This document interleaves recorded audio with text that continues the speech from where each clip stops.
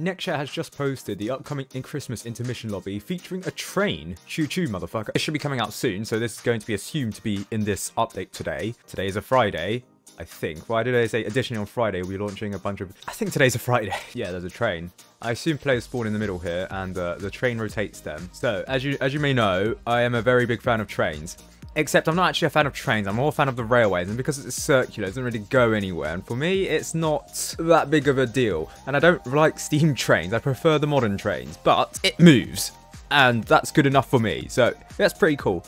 And it says you can actually ride it, yes. So it's an interactable, it's like the first interactable in a map, at least, since I think the car in the Huvius Hunt map. Remember that? Or was it Huvius Hunt? I don't know, but there is a car here somewhere, and you're able to ride it. And this is going to be I think the third interactable after that trampoline back in Crossroads, which is cool.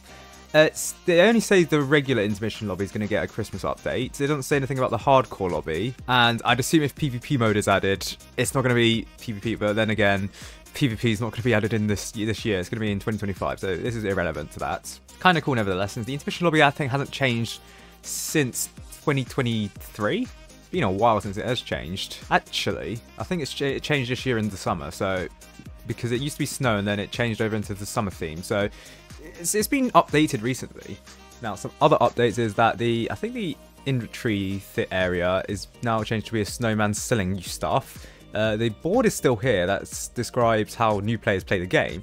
The leaderboards are still here, and sorry, the map voting area has become more festive themed. So if you go here, yeah, this has not been updated since the summer. It's quite outdated. But then things that will be removed in this lobby is the clue for the hidden wave here. So you see the speech bubble with a wave? Yeah, that's gonna go. Very sad. To be fair, it's kind of outdated. Then again, it actually runs kind of smoothly for me. I don't know about other people. I think the intermission lobby is like fine, but people are kind of concerned about the optimization for this lobby, given that there's actually a moving train now. And we know how horrible that the recent updates have been to many players. I've heard many bad stories of people on like iPhone 8s, 10s or whatever, and their games just crashed, especially on Outpost 32, which I do believe is quite intensive because it's got new lighting and everything, and it's quite a big map. This does not help allay the worries that some people have about optimization in this. I do wonder if developers would release, say, a low performance device mode for people who are really lagging. Because I mean, I guess the lobby isn't the area where people should be concerned about if they lag or not. Like, I am aware that I am very privileged to have a computer that's, even though it's like 3 years old at this point, it can handle Roblox very well. On Tower Defense Simulator, developers can throw anything at my computer and it literally just works fine at 240 FPS. The only problem is, my computer does whir up sometimes now on Tower Defense Simulator. It's never had to whir up on a Roblox game before. And actually, it's only the cutscenes that it's had to whir up on. Otherwise, here, it should be fine for this. So yes, I think the game is becoming unoptimized for mobile devices, and I do wish developers have a low graphics or a low performance mode for some people, especially if they're mobile. I don't know, I guess developers have seen the market and said, right, the amount of people who are on low-end devices is not good enough for us to optimize for them, therefore we're just going to throw everything at the game to make it look good for those people who can afford better devices, I guess. The hardcore lobby isn't suggested to be changed, but if it does get changed, yeah, this clue's related to 32, it's gonna go.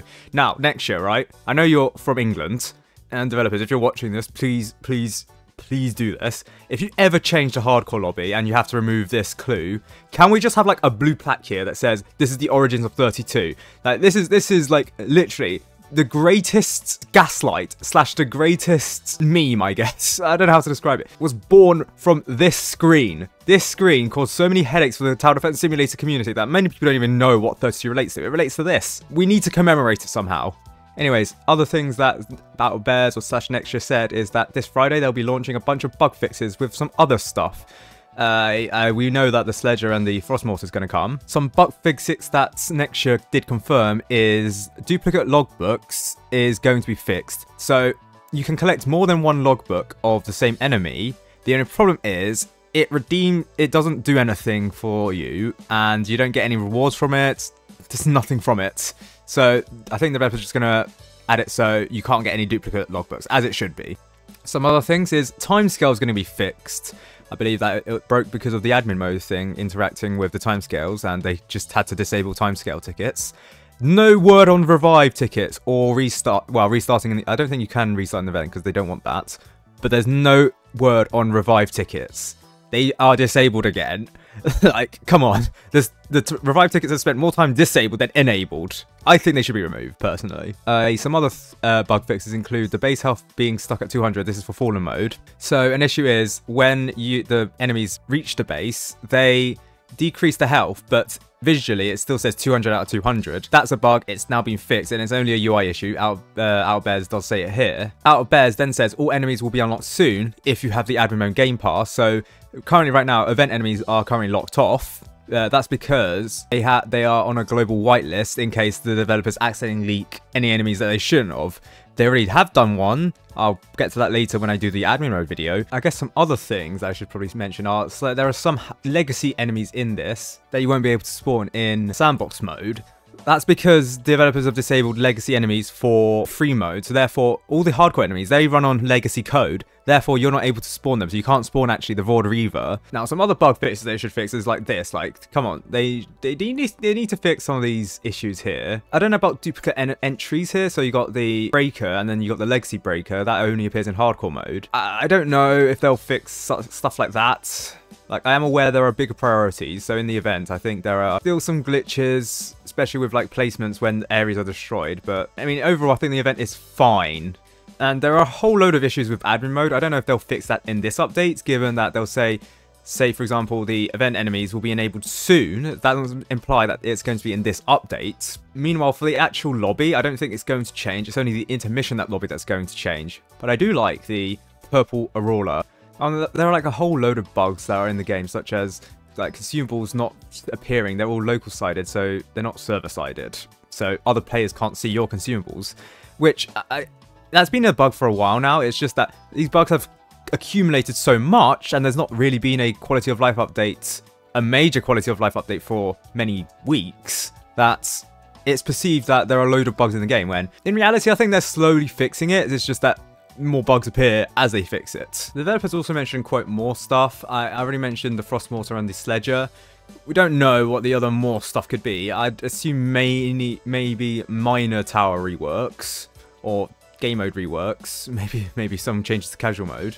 But other than that, I think that's it for update leaks. So yes, this is probably going to be the last update before Christmas. I don't expect the developers to actually do anything next week, given that it's going to be Christmas and then New Year's. So, they might do a New Year's sale, they might do a Christmas sale, but those are speculation for another time. And right now, Merry Christmas to y'all.